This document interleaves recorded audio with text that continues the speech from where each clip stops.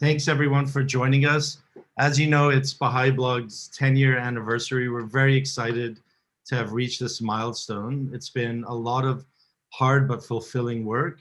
And I'm joined here today, well, first of all, my name is Naysan, and I'm joined here today with Sonjel and Jordan, who's based in Prince Edward Island in Canada, and with Jordan, who's based in the Czech Republic at actually Townsend International School right now. So we're going to be giving the presentation today. We hope to basically just share a little overview of Baha'i Blog and the kinds of things we've been doing and some of the thought that goes behind some of the projects we do. This is not meant to be a very in-depth discussion or presentation, but the idea is just to give you a little bit of an understanding of what goes on behind the scenes. And then we will also have some time for questions and answers. If you guys have any questions as we're presenting or even now, please feel free to pop them into the YouTube chat at the bottom of the video, and we'll do our best, or next to the video, depending on your screen layout. We'll do our best to try and field some of those and answer them at the end of the presentation. So basically, the first thing we wanted to talk about is, you know, a while ago, 10 years ago, Khalis Taid, Fawad Taid, and myself wanted to do something to really help raise the profile of the faith online. We got together and spoke about what the needs were, and we looked, you know, when you go online, basically, there's not, at this time at least, so, you know, about 10 plus years ago, when you went online, there wasn't really much content out there about the Baha'i faith, and the content that was out there was often negative, or there were broken links, or it was very dated. And especially in the English language, at least, it wasn't very good. So I remember like talking to friends or, you know, colleagues at work when they would talk about the, you know, they knew I was a Baha'i, and they'd say, oh, what's the situation?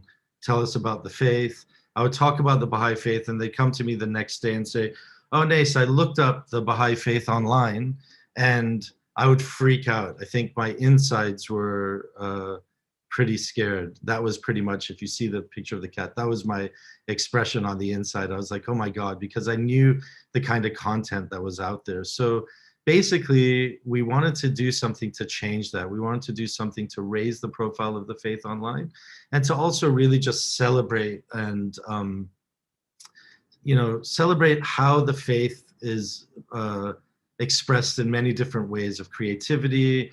And the revelation of Baha'u'llah touches on so many topics as well. So we wanted to basically provide some kind of platform people could go to find out about the wonderful initiatives that happen, and also to explore the different principles of the Baha'i faith. So we started Baha'i Blog. Right now, the core team, there's been a lot of people over the years that have helped out and that continue to help out. And we're very appreciative of that, and we can't mention them all. But right now, the main core team is myself, Khalis Taid, Fawad Taid, his father, Nika Najmi, who's based in the US, Sonjel and Jordan, who you see here. And again, there are so many people that we are constantly working with and that are helping, and that have been substantial parts of the Baha'i Blog team, just too many to mention. So, and many of you know who you are, so we're very, very grateful for all the support over the years and the continued support you've all given us. So, as I was saying, we wanted to change the profile of the faith online and create something. And largely right now, if you look at the world, about 60% of the world are going online to find information.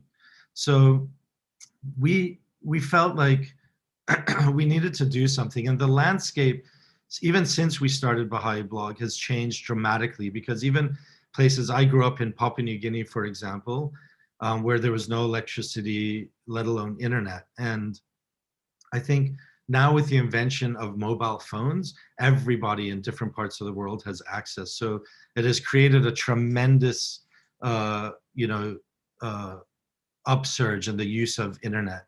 And many people find their information and content by going online to find things out. So we wanted to really kind of change that landscape of the faith and present a site that people could go to, that they trusted, and that would present different Baha'i ideas and celebrate different Baha'i initiatives and projects. So when we started Baha'i Blog, we really saw this as kind of an environment or a pioneering post per se, or a place that was a focus of our work. The online space, in a sense, was going to be like our kind of community that we're going to focus on. So I'd like to share this quote from the Universal House of Justice, which basically kind of reinstates the fact that the Guardian pretty much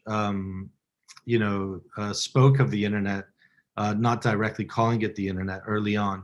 And then the House of Justice gives us some advice.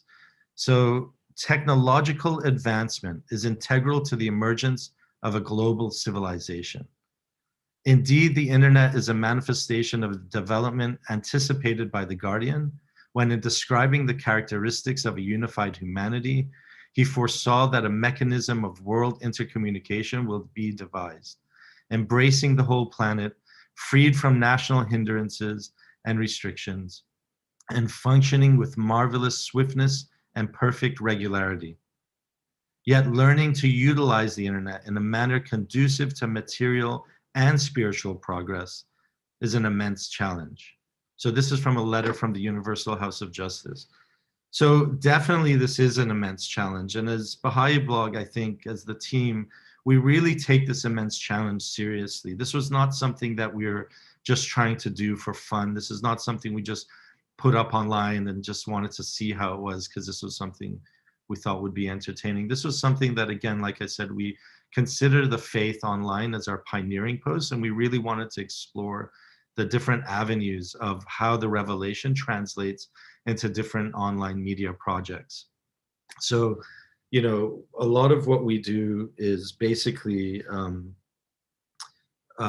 meeting regularly and talking about the kind of things that go into making this kind of content. So I'm going to hand things over to Sonjel now to explain a little bit more about this. Thanks so much, Naysan. Hi, everyone. Thank you for joining us. We're so glad that you could be here with us. I just wanted to take a moment and present an overview of Baha'i Blog and where it lives online. Primarily, Baha'i Blog is a website, and that's the headquarters. That's what I consider our headquarters. And that's where you will find all of our articles, our videos, our audio content, photographs, quizzes, and a lot more. And then about 5 years ago, we started a YouTube channel. That's where all of our videos live. We also have a SoundCloud page, which is essentially YouTube, but for audio. We have a Facebook page, an Instagram account, and we have an app, which we call BBTV. But all of that content can be found on the website. It's all there and more. Instagram is a little bit of an outlier. We create unique content that is specifically tailored to that. But otherwise, if you're looking for something, the website is the best place to go. Baha'i Blog is an individual initiative. And we work closely with institutions of the faith, but ultimately we're an individual initiative, and we really strive to plan, act, and reflect for everything that we do. Whether that means as a team members coming together and meeting and consulting, or perhaps me consulting with contributing authors, there's a lot of consultation that goes into our work. Even something as simple as a graphic or an image, we put a lot of thought into it. I like to consider the work of the Baha'i Blog team as an iceberg. And if you go on the website or if you visit YouTube, you might just see the ice that's above the water, but there's a lot below the surface. There's a lot of work that goes into it. And sometimes things don't even end up online. We may decide that it's not quite right, not what we wanted, and it won't make its appearance. But I wanted to share with you how much of a consultative process is involved in our work and in the diverse range of products or projects that we produce. So here are some examples of things that we've done. You may be familiar with some. Hopefully you're familiar with most of them. But we have all kinds of content that we produce, whether it's written articles or videos like the animated introduction to the Baha'i Faith, whether it's music, such as our studio session series, or our podcast with Rainn Wilson, or our photography project called Personal Reflections. There's a wide vista of things that you can find on Baha'i Blog. Some of these projects are encapsulated, there's of short duration, and some of them are ongoing. Some of them have been created because there are subjects we're passionate about and we wanted to explore them, and some of them are for very specific and dedicated reasons. So for example, we created and shared a dramatic reading of E.G. Brown's account of meeting Baha'u'llah, and this is something that we did specifically for the bicentenary of the anniversary of the birth of Baha'u'llah. But this just gives a little picture of the variety that you can find. We're now going to talk about 4 specific projects. We're going to go a little bit more detail to give you a behind the scenes look.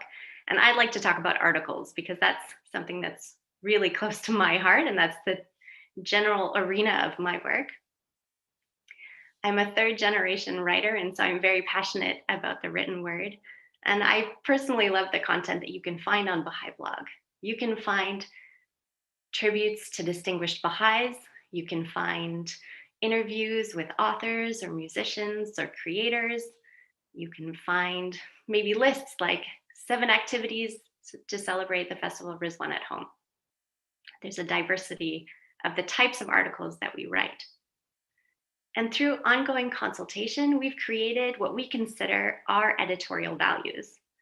And those values include things like articles that do not sound authoritative, articles that will not be confused as representing an authoritative institution of the Baha'i faith, or that it will sound prescriptive. We don't want our articles to sound preachy either. We hope that our content and the articles that we share sound like something you might hear at a summer school, that it's warm, inviting, engaging, and informative. And last but not least, we like to consider that we have adopted a humble posture of learning when it comes to the articles that we share, because we realize that writing about the Baha'i faith online is completely different from writing about the Baha'i faith in other publications or other avenues.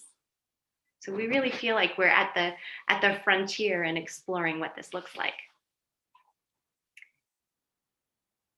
I'd like to share a quotation with you from the Universal House of Justice, and this has informed our editorial values. The Universal House of Justice writes, "Baha'is should embody moderation, courtesy, and humility in any discussion in which they take part, whether in person or online. They should recognize and transcend negative habits of thought and expression absorbed from society, often unconsciously, and be on their guard lest they acquire the tendency to reduce the faith or the processes of the divine plan into a simplistic or prescriptive set of points or steps, often conveyed in an unjustifiably authoritative or irreverent tone, or presumed to speak with a voice that appears more representative than it can ever be." So we realize that this is very subjective, that on one hand, when we collaborate and work with authors, it can be very easy to talk about how we format our sources or how we format dates. But when it comes to applying something like this, it can be something that's a little bit more subjective and something that we consult a lot about. We know that the reach of Baha'i Blog is global because it's online and anyone who's online can access our content. But we're also aware of the fact that it can have a very profound impact on an individual. And just speaking for myself, I know that there are some Baha'i Blog articles that have really touched me deeply and that have changed the way I act and the way I operate. So I'm going to hand things over now to Jordan to talk about a different Baha'i Blog project. Thank you so much, Sonjel. Hello, everybody. My name is Jordan. I spoke a bit at the beginning when everything was going a bit crazy, and now I'm a lot more relaxed. And I just wanted to introduce myself. So, my name is Jordan Raj. I have been with the Baha'i Blog team for about 5 years now, and I'm based in the Czech Republic. I work at the Townsend International School here, and basically, I would say I am like the child of Baha'i Blog. Naysan and Sonjel are probably very nervous about what I'm going to say now. But at the same time, you see they're laughing, so they know I'm not going to go too crazy. So today I wanted to share with you a project that we worked on a few years ago called What's That Word? And I've already seen in the chat some of you have said, I've seen What's That Word? And you're saying good things about it. So thank you. It was even suggested that I start this video as an episode of What's That Word? But I won't do that because it's quite a crazy series. We put together the What's That Word series as an exploration. So like we said, at Baha'i Blog, we do many projects as a laboratory to experiment. And we wanted to explore the idea of how we could engage with junior youth and children and how we can make it entertainment, but also in line with, so some spiritual concept or some sort of Baha'i concept. And I also wanted to explore comedy. So I'm going to play for you a little bit of an episode of What's That Word? And then I will talk more about it. So just bear with me as I play it for you.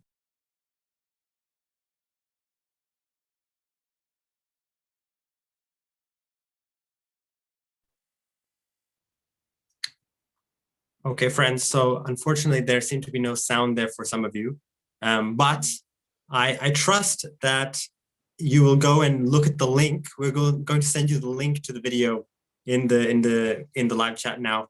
But as you can see, it's very colorful and the exploration was it's a very animated exploration of words that we find in the Baha'i writings.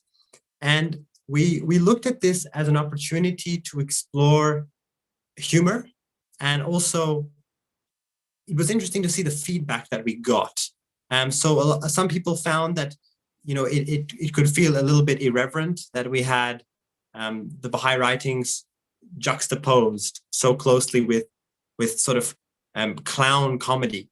But we also had feedback where people said that it was very engaging for their kids. I know Sonjel's kids have watched this video many, many times, and they seem to really enjoy it. So there were both positive and negatives to this exploration. And so we decided last year to continue the exploration. And what we did was we looked at making a similar video for Rezvan. And so here's another video that we did as an exploration of humor. And we actually explored specifically a Baha'i Holy Day. And so the video was about 7 minutes long, and it explored Rezvan. And, all of these videos were made very much we wrote it ourselves. It wasn't some big fancy TV production. In fact, here we are gluing down on a piece of paper all of the circles that we had to cut out. And I actually even got my whole family here to cut out circles. And we had a little factory going in the house. My mom will not be happy that you have all seen this video. But as you can see, everyone joined in, and it was a real family effort for me to be able to create these type of videos. And here you can see we did 5 videos in the What's That Word series. So this is something that we continue to explore, and it's just another way at Baha'i Blog that we like to look at different ways that we can explore the media and Baha'i concepts. So there you go. I will now hand it over to Naysan to speak about a project which you may have heard of. It's a popular one. Thank you, Jordan. So this next project, which I think is probably one of our most popular Baha'i Blog projects out there, it's something very close to my heart and I think all of our hearts. And it was largely inspired by this quote from the Universal House of Justice. The quote says, "We long to see, for instance, the emergence of captivating songs from every part of the world, in every language, that will impress upon the consciousness of the young the profound concepts enshrined in the Baha'i teachings." Can any of you guess what that is, what this project is?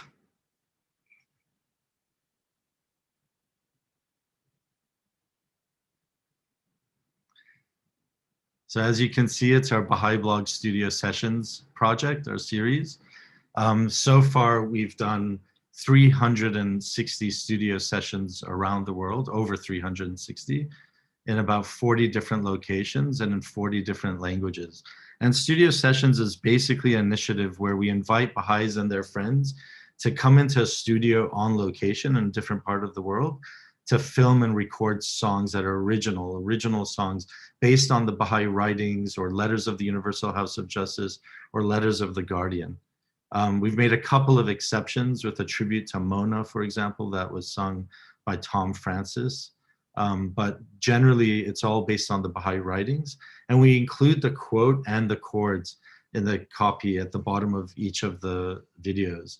And this is largely because we want these to be used in different communities and shared amongst the friends. So basically, studio sessions, as you know, I hope most of you have heard our studio session series. It's not user based. It's not based on people submitting songs that they've recorded. It's quite involved. We organize and hire a recording studio in a certain location in the world. So for example, when I was in Madrid, we got a studio, we hired cameras, and we brought as many people as we could into the studio. And we usually film for half a day or a full day, depending on how many participants there are. And we only allow generally 2 songs per act so that we don't, so one specific artist or group doesn't dominate. And we've been trying to get as wide variety of songs as many different languages as possible in different locations. It's not easy. A lot of what we do is dictated by, the practicalities of things. These things actually cost money to hire a studio and to hire cameras. And it's not easy to organize things in certain countries. So we've been trying hard. There's a lot of countries we'd still love to film and record in, and a lot of languages. But at the moment, this over 360, I think we've done pretty well considering it's been about 5 years that we've been doing studio sessions. At the moment, we have a backlog of songs that we are still editing and mixing. So probably about 50 or 60 that we have in the pipeline. And we're releasing one or 2 songs every week.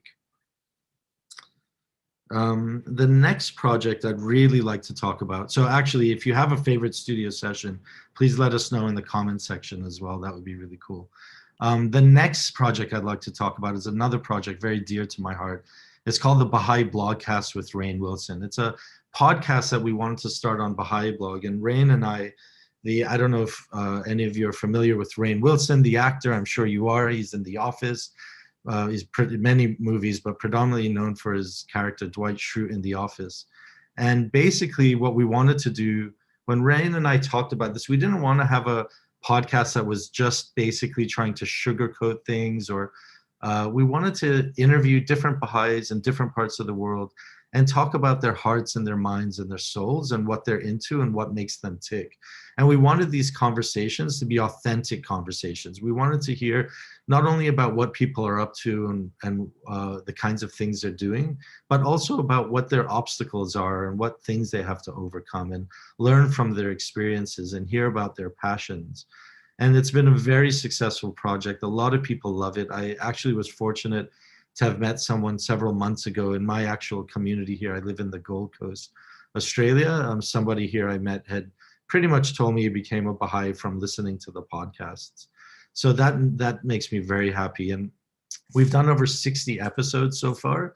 And right now, because this is a very special year, this is the 100th anniversary of the Ascension. This year is the 100th anniversary of the Ascension of Abdul Baha. We're focusing on a few episodes that are going to specifically really celebrate and honor the life of Abdul Baha. So we just published one of them with Shaheen Sobhani, a dear friend based in Toronto. And he not only shares a little bit about his life and his experience, but he tells us a lot about Abdul Baha and shares some wonderful stories. So we really hope, if you haven't listened to this series, or if you have heard one or two of them, please check them out. They're available on all podcasts, wherever you listen to your podcasts. They're also on our YouTube channel. And it's a really great conversation. And even though I sit and I work on these and I edit them, I get lost sometimes in the conversation. And I really find them inspiring and uplifting. So the next thing I'm going to do is pass it over to Sonjel now, and she's going to talk about some of the projects that we're involved in. I think something that makes Baha'i Blog unique and maybe sets it apart is the fact that the website, BahaiBlog.net, the website also features the work of other artists, other creators. That may be through an interview with them or by directly sharing a video they've created or promoting a work that they have produced. Um, but you'll find all kinds of things by other people. Of course, we're happy to celebrate our own content, but we're especially delighted to celebrate the content that other people have created. I can remember this feeling of going to a feast and someone plays a really wonderful piece of music and just thinking, why haven't I heard about this? And where can I find out more? And we hope that Baha'i Blog serves that purpose. We don't want it to be the be all and end all of artistic expressions that are inspired by the revelation of Baha'u'llah, but we do want it to be a place where you can find out more about what artistic expressions that are Baha'i inspired look like. One thing that we do when we're curating other people's content may be to actually help them put something online. One of the communities that I used to live in here on the East Coast of Canada is Halifax, Nova Scotia. And some of the friends there created a really wonderful, moving audio drama. And it's told from the perspective of a poor man who met Abdul Baha at the Bowery Mission in New York City. So it's a really nice piece. It's really lovely to listen to. And members of the community approached Baha'i Blog because they didn't have a place for it to live online. And so we were happy to work together and collaborate and put it on Baha'i Blog. So that's one example of how we curate and share content created by others. Sometimes we even collaborate with conferences or organizing committees because we really want to help accompany others and build capacity in how they record and capture some of the really excellent materials that come out of these events. So we work very, very closely together, often in recording talks and presentations. Sometimes the end result is merely for archival purposes, and sometimes we're able to share those talks on Baha'i Blog. We take a lot of work and attention to detail to make sure that we have the permission of the speakers and we have the permission of the organizers, or if we have been given access to talks, we really make sure that we have the permission before we share it online, because copyright is something that we take very, very seriously. So by publishing our own content and by curating the work of others and by driving traffic to other Baha'i websites, we really hope that we contribute to this ecosystem of Baha'i-inspired content online. And we feel that the more we can do this, the more we can raise the profile of the faith online, and the less likely you are to look like that scared cat when you find out that your friends have been Googling the Baha'i faith. I'm going to hand it back to Naysan for some concluding comments. Okay. Sorry, my computer started to shut down on me.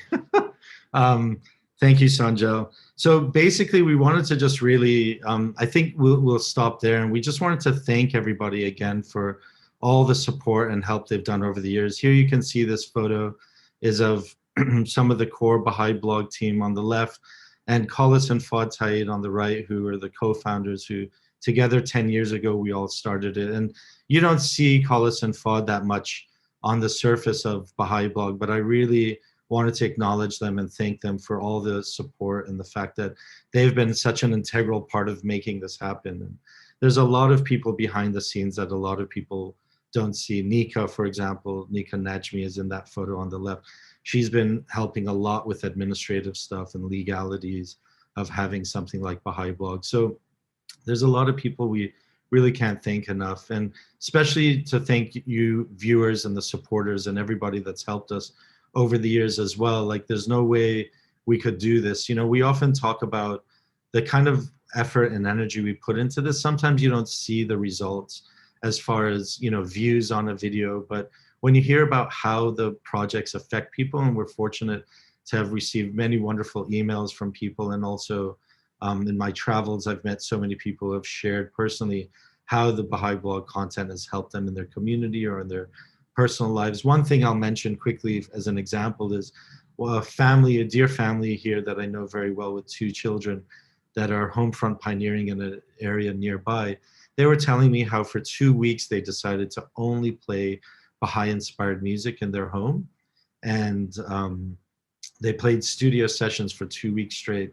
And they were telling me about the profound impact that having the Baha'i writings set to music, playing it on the way to school and their home while they're preparing food, the profound impact that that had on their lives, and the way it not only changed the kids, but their own hearts and minds as well. And the quotes were naturally going through their minds. And I feel like, you know, these things, you might see a studio session by commercial standards, for example.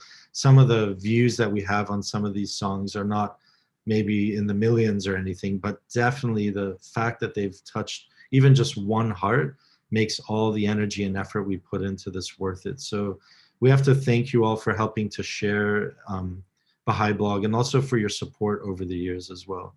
I'd like to also just tell you a couple of ways you can support us.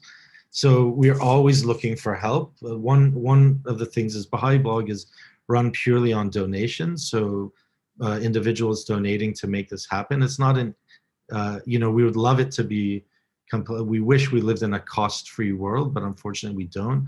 Hiring a studio, for example, to do studio sessions costs money, and we try and use as much help and volunteers as possible wherever we can, but it's not always the case, and we often have to spend quite a bit of money. Even just our SoundCloud page, for example, registering that, that's a couple of $100s a year to have a professional account so that we can make the songs and talks and etc.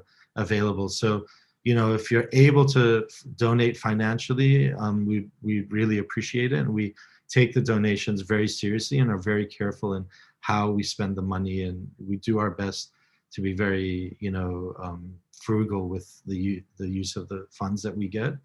And then the second thing is, if you can subscribe and share to Baha'i Blog. We know a lot of people that use Baha'i Blog and love our content, and they still haven't subscribed to our YouTube channel, or they're not following us on Facebook or Instagram. And that would be really helpful as well. In fact, if you're listening or watching this right now, if you can take the time to get onto your phone or your laptop and just hit the subscribe button on the YouTube channel, or follow us on, you know, our email list, for example, where you'll get 1 or 2 emails a week based on the latest content that we're publishing on the website.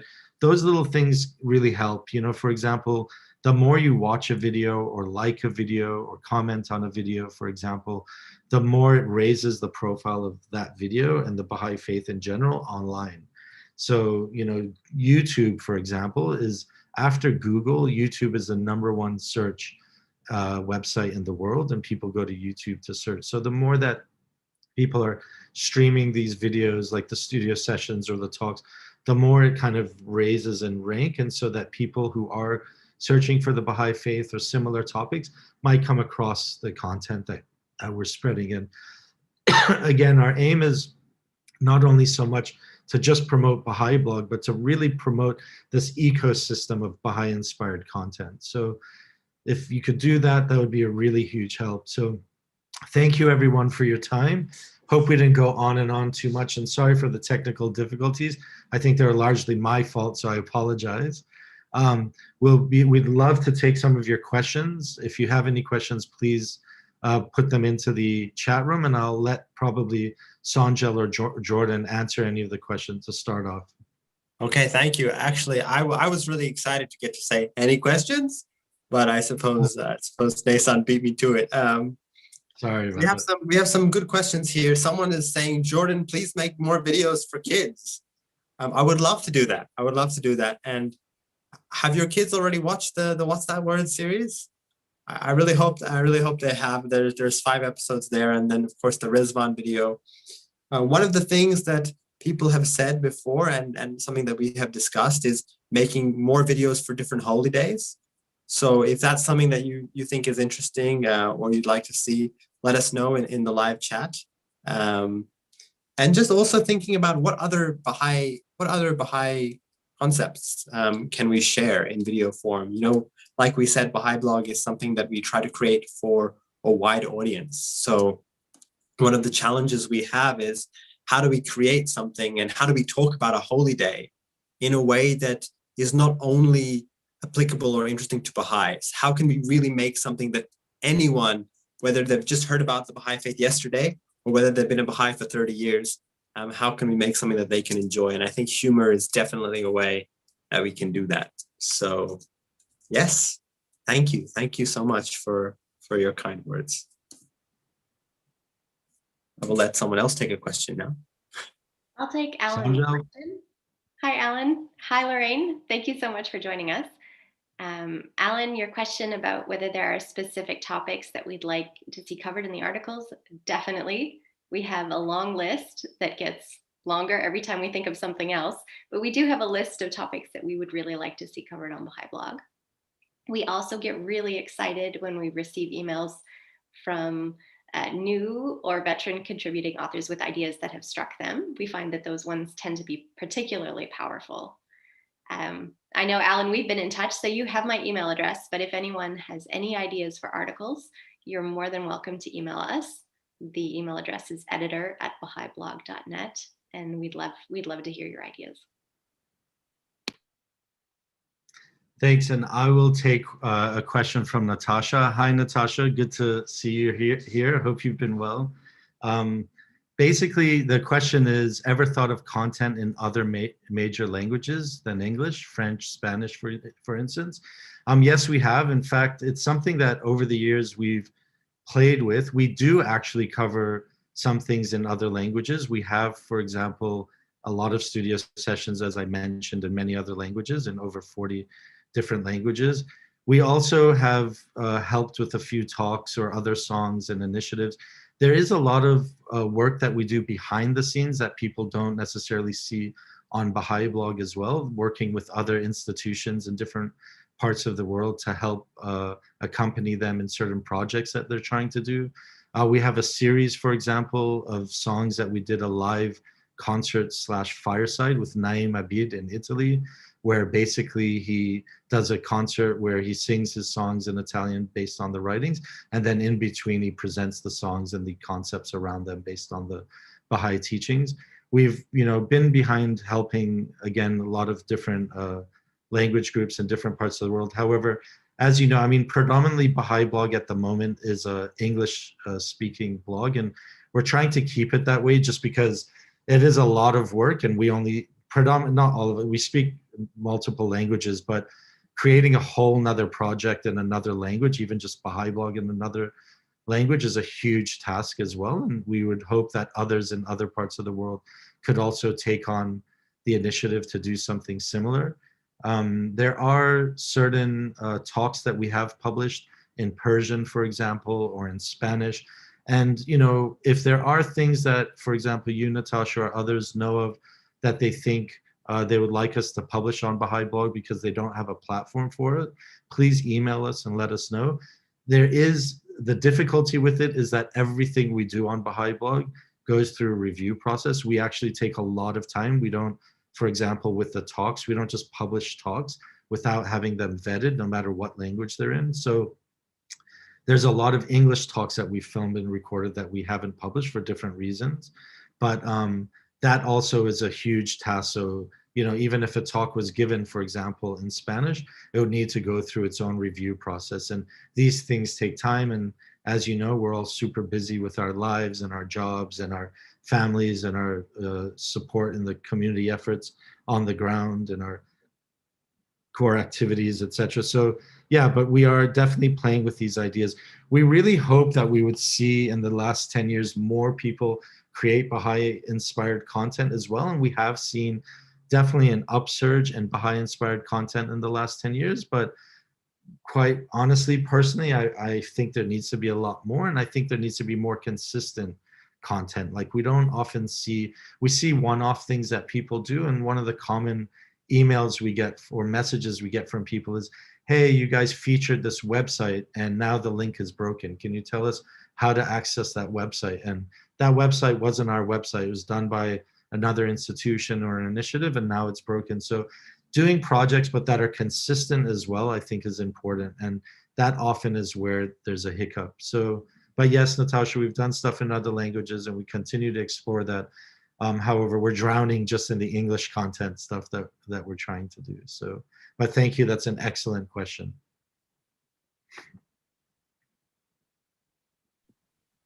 I'll take Lorraine's question. Sorry, Jordan. about does Baha'i Blog still need people to read House of Justice letters to make audio versions? Yes, we need help of all kinds. I feel like we're really only restricted by human resources at this point. So you're welcome to send us an email and we can talk about it further. I think one of the biggest things that restricts us when we do audio recordings of messages from the House of Justice is logistics, because we want to get it out as quickly as possible so that it can help the friends who find that they can absorb information more by listening than reading. You may have noticed we recently have also started producing audio recordings of articles, and we can always use help with those too.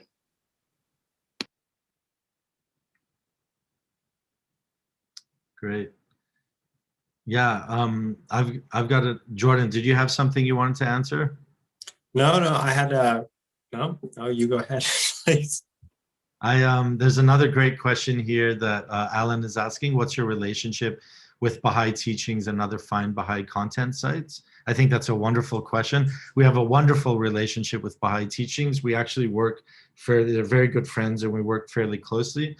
There's a lot of things behind the scenes that we've helped with over the years. For example, the talks you see on Baha'i teachings, they have those talks like the TED Talk style short talks. We're involved with those.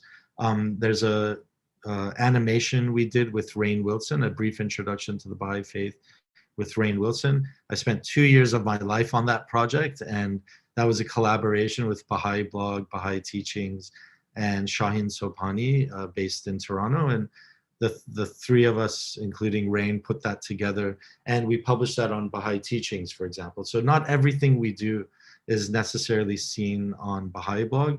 And again, there's, Susan Gamage, for example, and many others that we're always happy to support and collaborate with, and even national offices and official websites that we're happy to collaborate whenever possible. So great question. And yes, we really do see this as we're trying to pioneer in this field, and we want to raise up the capacity of ourselves and others serving the faith through media. And also we really want to basically help with that ecosystem. So that's one reason we're always promoting other content as well. So great question. Thank you.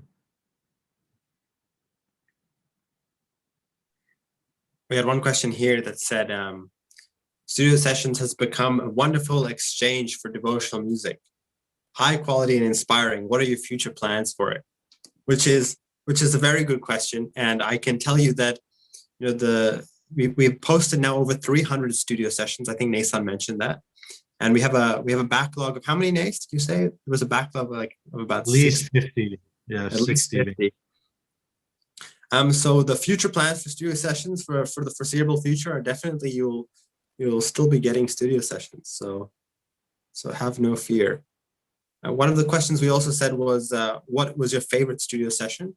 And we had one response saying one of the Hlobisa, which I think was one of the studio sessions we recorded in South Africa. So there you go. It's a good one. Yeah. Thank you for that. There was one question here that was about content for new Baha'is or teaching about the Baha'i faith. I just wanted to add that one of the things we were very clear about when we started Baha'i Blog is that we knew the internet was going to be available for everyone, and we didn't want to start a website that was preachy. We didn't want to try and convince anyone of anything as far as the faith was concerned. And it was important for us to normalize the faith. So we really have positioned Baha'i Blog as a blog about the Baha'i faith for Baha'is. And we've done that intentionally. We do have a lot of introductory content on Baha'i Blog about, for example, what is progressive revelation and what are the junior youth spiritual empowerment programs and other introductory content, which helps both, Baha'is and the wider community. But it's important for us that the tone has never been such that we're trying to convince anybody of anything. We really want to normalize the faith and just explore these concepts and teachings of Baha'u'llah in every way we can without trying to sound like we're trying to preach to anyone or convince them of anything. So that's an important decision that we made at the beginning. And we know, for example, we have a lot of the wider community listening. After the first year of Baha'i Blog 9 years ago, we did a small survey, and we found that at least 10% of the users of Baha'i Blog were not Baha'is. So we know that's a huge number. Just as an example, for example, as stats go, on Baha'i Blog, on our YouTube channel, we have 300,000 views a month, which, you know, is not bad for a niche thing that's Baha'i. Obviously, it could be a lot more. I always feel frustrated when I see YouTube videos of somebody posting a video of their new Frappuccino that they're drinking, and they get 1 million views within 48 hours. And then we have these beautiful songs on studio sessions, for example, that only have a few thousand views.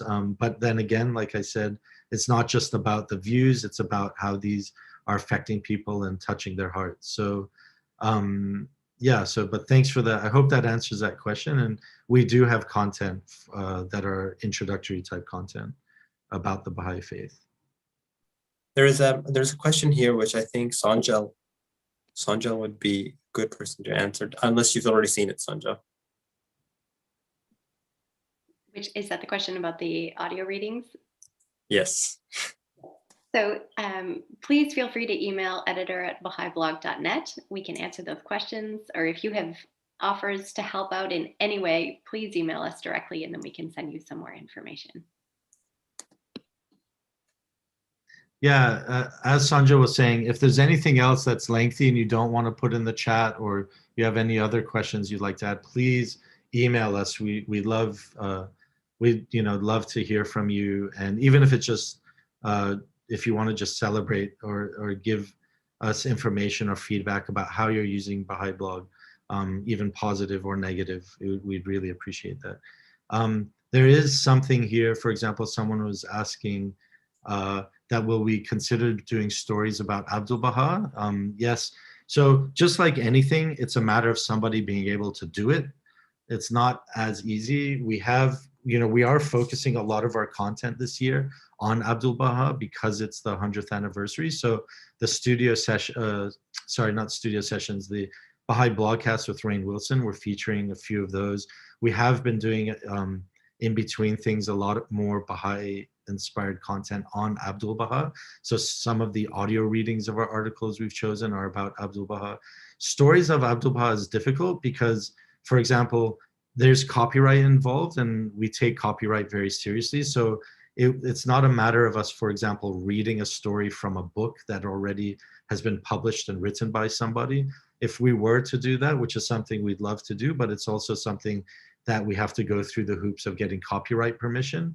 And so if we don't read a story that already exists, then how do we do it? Well, it means we have to rewrite the story ourselves. And that also is quite time consuming and lengthy, but it is something that we're looking at and we have done in different ways. The other thing is that we are also trying to promote other people's content and the content that exists. So sometimes we'll share articles that have initiatives around Abdul Baha, such as Shaheen Sobhani's 239days.com. We just did a feature on that. We have other things coming up as well, and roundups of articles and content relating to Abdul Baha. We really hope that others take initiative as well, and that they're not always turning to Baha'i Blog for everything. I feel the more people can create Baha'i inspired content, the better. We don't want Baha'i Blog to kind of dampen other people's initiatives because they feel, oh, well, Baha'i Blog will do it or Baha'i Blog should do it. We feel like you should do it and others should do it. And we'd really love to see more and more of this kind of celebration of Baha'i Blog, of Baha'i content out there. And of course, if we can support, we will, but we're a small team and we're already overwhelmed. So we struggle even just responding to emails, to be quite honest. We have such a huge user base. Something that we were reflecting on the other day is when we first started Baha'i Blog, we'd email people to do an interview about their album and we'd have to chase them up. Now we get bombarded. It's the other way around. New books, new albums, new initiatives. We get bombarded with emails of people making requests, and it's hard to keep up with those. So just be patient with us as well. As you know, we have other jobs and things like that as well. And we put a lot of energy and time into this. So let's see, any other questions? I just wanted to personally say thank you for all of the really, really encouraging and supportive messages that have been put in the chat. I know I live in a small island, and my coworkers here are in other parts of the planet, so it really, really bolsters us and encourages us when we see your very kind messages. So thank you for that. I also wanted to say, Baha'i Blog has been online for 10 years now, and I've been involved for about 8 of those 10 years, and I feel like I'm very familiar with the website and the content that's there. But when the pandemic began and our community events moved to being online, and I started hosting maybe the devotions for a 19-day feast or a holy day, and I would turn to Baha'i Blog for content, I was blown away by how much is there. So I just want to encourage everyone, really, there is a lot of content to explore on a variety of topics. And I'm really appreciative for all of these suggestions. And I would encourage you to check out what's already on Baha'i Blog, because you will be astounded by how much is already online. Yeah, and that's why also, just to add, signing up to the YouTube channel, subscribing to the YouTube channel or to our email list, for example, are great ways to, see, kind of keep a tab on what's going on. And you can create a little folder in your email inbox of Baha'i Blog. So even if you can't look at them all, you can just put it there. And also just search on Baha'iBlog.net for content, like put in Abdul Baha and see what comes up, for example. There's a lot of great stuff. And we found that, we recently during the fast, there was this audio reading of one of the articles that we have called 4 Ways the Fast Can Help Us Grow, or the fast helps strengthen us. And I guess somebody shared it recently, and we got bombarded with comments and stuff, which was great. But that was like a few years old, but somebody published it or reposted it. So yeah, please feel free to check out all the wonderful content we have on Baha'i Blog. And I'd like to also echo what Sonjel was saying. It's so refreshing and encouraging to see these wonderful comments and the support and the love we've had. Sometimes we're just kind of head down, glued behind the computer, and we get stuck. And sometimes the only comments we get can often be negative or critical. And it's really refreshing to see all the wonderful positive comments we're getting. We're so happy to hear how Baha'i Blog has been affecting you personally and in your community and family life as well. So thank you for that. Are there any other questions? Jordan, is there anything there? Oh, I would love to know. I would love to know if people would like to see more live conversations like this one. One of the reasons we did this was really because we wanted to connect with our audience and see who you are and find out what your questions are and really get to know how you use Baha'i Blog. So would you like to see more of these presentations and conversations? We wanted to give you, in this first presentation, we wanted to really just give you an idea of what Baha'i Blog does. Just an overview, but also, to say thank you for, allowing Baha'i Blog to do what it's done for 10 years. So yes, let us know if you'd like to see more of these, and maybe what your favorite bit of Baha'i Blog content is. I don't know. Yeah, I think feedback is always great. And hi, Laura. Laura, one of the Baha'i Blog team members, just came up. Yeah, basically feedback is always great. And we have thought about doing these Zoom calls with people.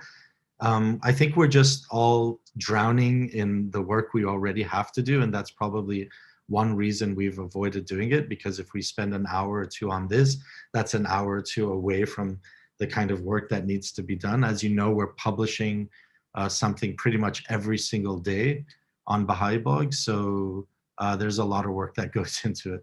Just as an example, for every 1 hour Baha'i Blogcast episode you hear, it takes a minimum of about 8 hours of work of editing, everything from the questions and stuff to editing the audio and the content and stuff. So it's not like we just hit record and then publish. There's a lot of kind of behind the scenes work that goes into stuff. So, every hour for us or every minute is kind of precious. But yeah, if you would like to see more of these, that would be great. We'd love to have conversations. Yes to more conversation. Okay, cool. Chelsea talks about core activities being featured. We have had core activities featured, except we have for example, what videos about what is the junior youth program.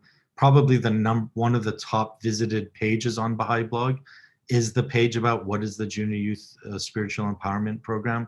The only thing we're very careful of, and Sonjel touched on this before, is that we're very careful not to be prescriptive. And the difficulty when you have something like Baha'i Blog with so many viewers and eyes on it is that if you do something about a certain way, let's say a children's class is held or a devotional is held, often everybody jumps on it and starts to do it in that way. And we're conscious that we don't necessarily want to be prescribing how things should be done. We want, the House of Justice asks us to read our own reality. And we really want people to actually read their own reality and come up with their own ways of doing things. So this is something we've always been kind of struggling with a little bit and walking a balancing rope on. We do want to provide ideas. At the same time, we're worried that those ideas may dominate and then those ideas become the way that everybody does something. So it's a little bit tricky, but we would still obviously look at many different articles about the core activities.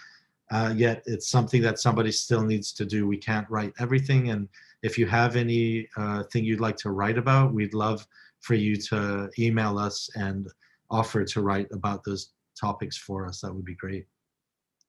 Is there anything, Jordan, Sonjel, that you're seeing?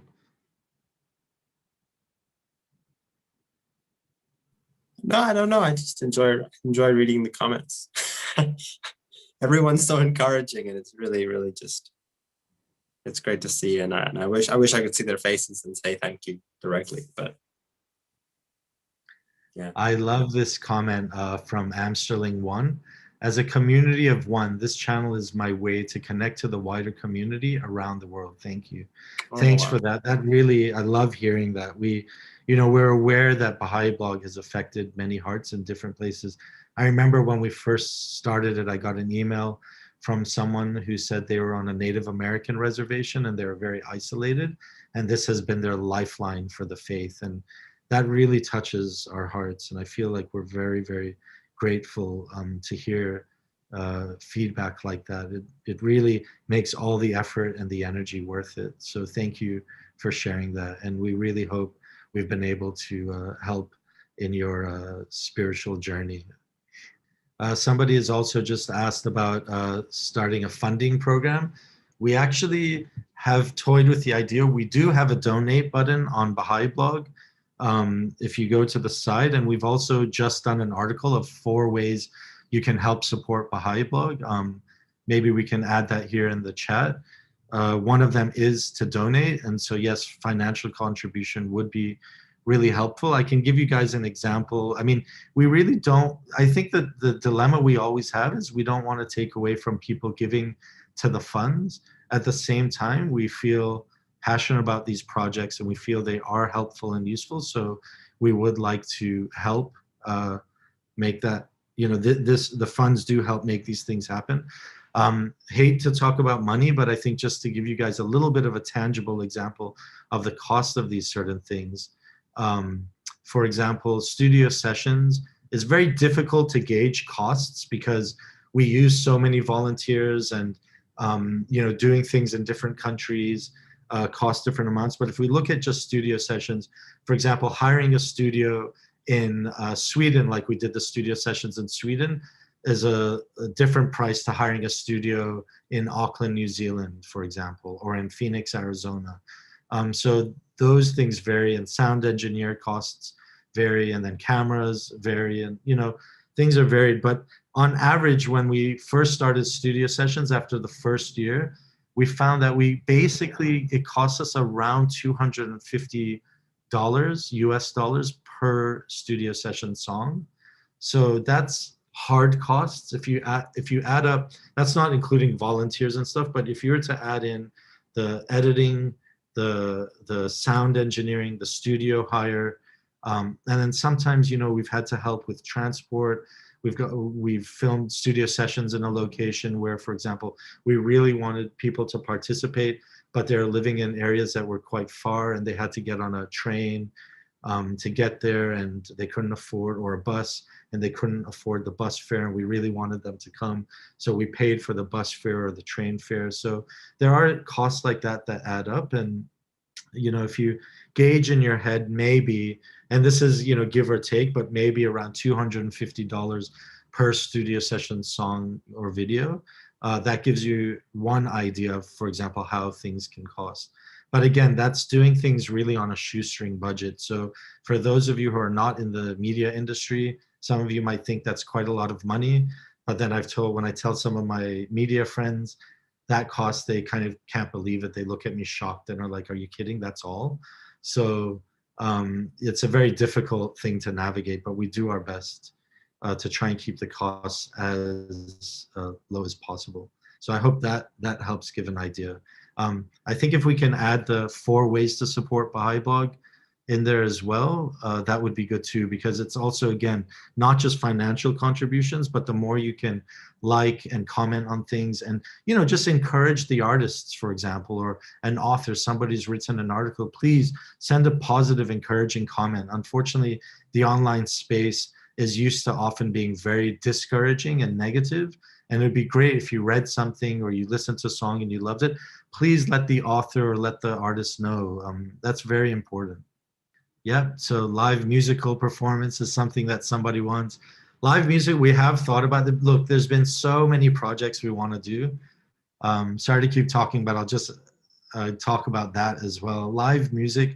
I think what they mean, Nice. I think what they mean is next time they want you to sing specifically. That's what they mean. We'll be very sorry if that happens. Sorry. Live is difficult because of Zoom and internet connections and delay and stuff. So we would rather do kind of better produced content and then publish it. And there are kind of priority places that we'd like to get studio sessions done, for example. But yeah, you know, like, for example, we have supported many projects. If you've all heard, or if you haven't heard, the music from the Heroes Teaching Conference, that was something we supported. We're very excited about initiatives like that. So, you know, yeah, we're looking at live stuff, but it is a little bit tricky. I just wanted to pipe in and say that we do have a concert on Baha'i Blog. There's a concert that was filmed in Italy with Naim, and his music is, I personally find his music really, really moving. It's got a nice rock and roll tinge to it. So if you haven't checked it out already, that is one concert. You can see the whole concert, all of the songs, or you can watch them individually, but that's there for you to enjoy. Yeah, and also this comment about Zoom so we could see you as well. We really did want to actually do that. That was something that we originally had intended. Unfortunately, there's issues with copyright as well and Privacy Act, so that can be a little bit tricky. But that is something that we'll definitely try and do in the future. May has said, living in a non-English speaking country, Baha'i Blog has helped so much for content, for activities on Zoom and our English speaking small circle of friends. Thank you, May, for your support over the years and also for your comments. Don't forget also that we do have studio sessions in over 40 different languages. So search those as well. I saw that Natasha posted a question there asking about how Jordan and I got involved. I'm not going to speak for Jordan. I started writing articles for Baha'i Blog, and then I slowly got my fingers involved in other little projects. Personally, I love to write, and there's nothing more dear to my heart than writing about the Baha'i faith. So that's how I got involved. I can share a little story as well. I just finished high school, and I was trying to figure out what to do with my life. I was considering studying engineering, and I just didn't know what to do. And so I did a period of volunteering in sort of media at a school at the Nancy Campbell Baha'i Inspired School in Canada. And I realized I really wanted to do more media. And so when I went to study media, I was looking for opportunities, and I really wanted to serve the faith in some way.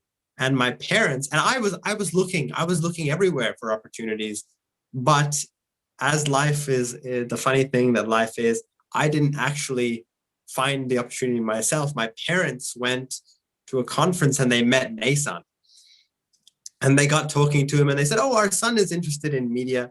And the next thing I knew, Naysan somehow found me, and we were on a Skype call, and we stayed in touch. And then I think it was like almost a year later, we finally met. We met in Australia, and I started working with the Baha'i Blog team. And so it was just funny how our paths crossed in some way. Yeah, that was awesome. Both Sonjel and Jordan have been phenomenal, and it's been so great having them on the team. I really can't thank them enough, and all the others who have helped out over the years. Really, really thank you. And you know, comedy is something we want to explore more as well. It's just tricky.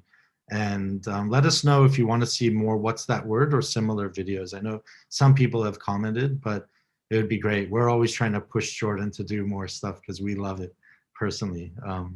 And we are working on some other projects in the pipeline. There's a lot of stuff we're actually working on. We just can't talk about it because we never know if it's going to be come to life or come to fruition.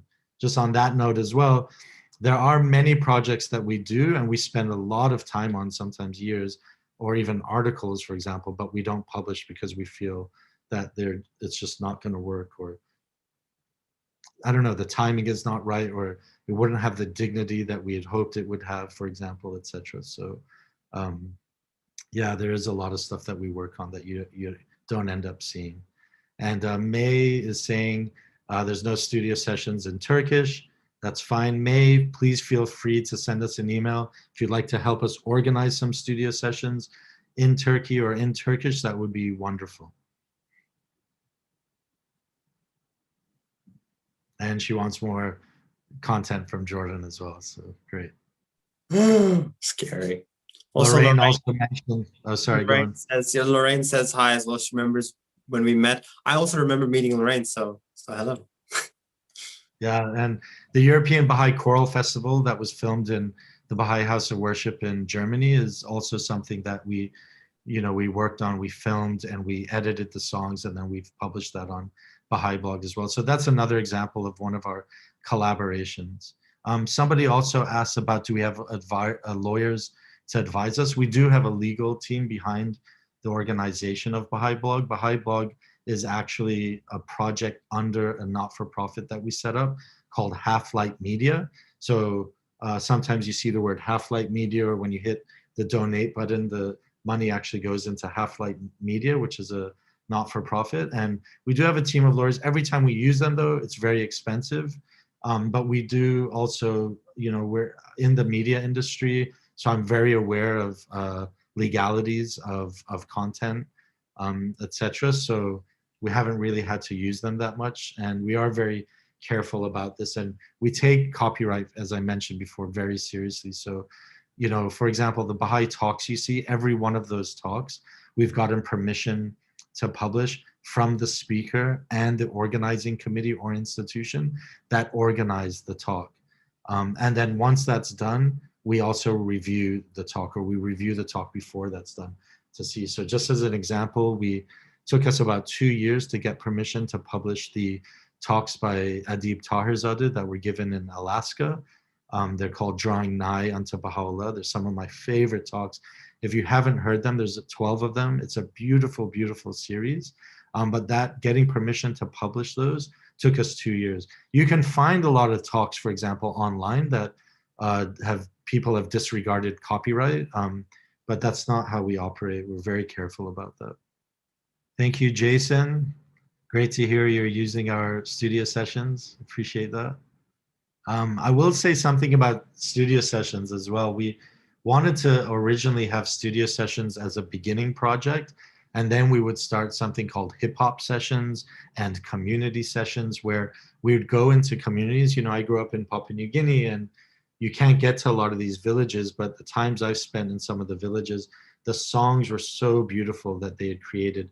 And, you know, singing is not necessarily, in the West, singing is often an isolated thing, but in a lot of countries and cultures, singing is a community thing. So times I've spent in, you know, throughout Africa, in Latin America, in the Pacific Islands, people come together and sing. And we really wanted to do something called community sessions, where we go to a village, for example, in Papua New Guinea or somewhere else, and film the community singing their songs. And, you know, it's still something in the back of our minds that we'd like to do, except, as you know, these things are very expensive logistically, and the amount of energy and time it would take to do even just one of those in one of those locations, we could potentially spend that time and money on doing maybe 100 studio sessions, 100 more studio sessions. So it's about trying to find that balance in what we do. And, you know, maybe if we were a lot bigger and had more support, we could try and explore getting some of those done. It would be great to hear, actually, besides studio sessions, are there other things on Baha'i Blog that you guys listen to or that you read? Like, do you find that you go to Baha'i Blog for articles mostly, or do you listen to the talks, or do you listen to the podcast? Any Baha'i Blogcast with Rainn Wilson listeners out there, please let us know. So we'll see as those comments come through. There's a bit of a delay from when we talks to when they get it. So you should see the answers to the question in 3, 2, 1. Maybe a bit longer. For now, just looking to see if there's anything we missed. I think we've almost gotten everything. So that's yeah, it's great to see people from different parts of the world. We have Igor Boy from the Philippines. Feel free to let us know where you're tuning in from as well. That would be great. Oh yeah, that's an interesting one. So May is saying that what she mainly uses is the studio sessions, the articles, and the blog. So yeah. Cool. All things we talked about today. Cool. And Lorraine is writing a book. So sure, Lorraine, I'd love to chat with you about that. Happy to do that. Jason is saying he's listened to every episode of the Baha'i Blogcast and several more than once. It's a treasure. Thank you, Jason, for that. Amstelling says that they mostly engage with the YouTube channel, so that's interesting. That's, you know, oh, very, very good question about advertising, which is, you know, one that we've spoken about before. And yeah, if you want to share a bit about that, Nace, about advertising. This is tricky. So originally, you know, with 300,000 views on YouTube, we could make a little bit of money. The amount we calculated wasn't that much, but we felt that we would try and avoid that because we didn't want people to go to a studio session song, for example, which is a beautiful prayer, followed, you know, opened with an ad that we have no control over. Unfortunately, with YouTube, for example, you can't control the ads, what type of ads that come up as well. And we didn't want people to start their devotional with an ad. There are 20 studio session songs right now on YouTube that actually have ads in front of them. And that was not done intentionally. We're trying to unravel that with YouTube and figure out what happened in the settings. But we generally have tried to avoid that because the amount of revenue we make for that, we feel takes away from the spirit of what we're trying to do. And we feel, you know, we'd rather have donations rather than having to use things like ads. We have explored with crowdfunding. The first year we did studio sessions, we did a crowdfunding campaign. Our budget for getting about 52 studio sessions or more done for the year was $13,000, which worked out, like I said, to be about $250 per song. And our goal was 13,000. Unfortunately, we only reached 10,500. So we didn't have the support we quite thought we would get. We are still looking at things like ads and stuff, but they just generally don't feel worth it as far as the amount we would get for it goes. And we don't want to kind of water down or commercialize the Baha'i Blog content that we have. So it's frustrating for me when I see those ads in front of a studio session. We're really trying to get rid of those. Hope that answers your question. Nika is here. Hello, Nika. Nika, part of the team as well from Arizona. Hey, Phoenix, Nika. Arizona. Hello, Nika. Amsterling is in Puerto Rico. Awesome. May is in Turkey. Jason is asking about donations to help fund something like community sessions. Yeah, we would, but I think at this stage, something like that would be very involved. Just having been to many of these remote areas, it would be, we'd need about 2 people to go in and to get to those locations. And right now with COVID, that would be extremely difficult. I think if you were, if you did want to support financially in anything, not to tell you how to spend, but we could definitely use just general funding to Baha'i Blog so that we can focus on using it for the talks, like editing the talks or the podcast or the studio sessions, for example. That would be really helpful. I think there are many other studio sessions we'd like to get done in certain countries, and that's a little bit easier to control with COVID right now because in certain, like New Zealand, Australia, our COVID situation here is not that bad at all. And so we're able to get a few people to a studio and to record. So that would be really helpful. We have thought about Patreon as well. Thank you for asking, Jason. Patreon is, basically for those who don't know, it's kind of like a crowdfunding, but on a regular basis. If you go to the donate button, Patreon takes a cut, and the culture of Patreon is such that they expect exclusive content for Patreon users. We really don't want to do anything exclusive for anyone. We want everybody in the world to be able to access the content we're doing. And quite frankly, we don't have the time to create exclusive content. If we are going to create content, we don't want somebody who can't contribute to be excluded from that. So we want to give it to everyone. We have explored it. Patreon takes a little bit of money. It's still something we're exploring. However, on the donate button right now, you are able to give a one-off donation or a recurring donation. So that's kind of the same thing. So we do have that option. And as I said, we have not really pushed the donation button, even though it's been on the website for a very long time. We've received very little money.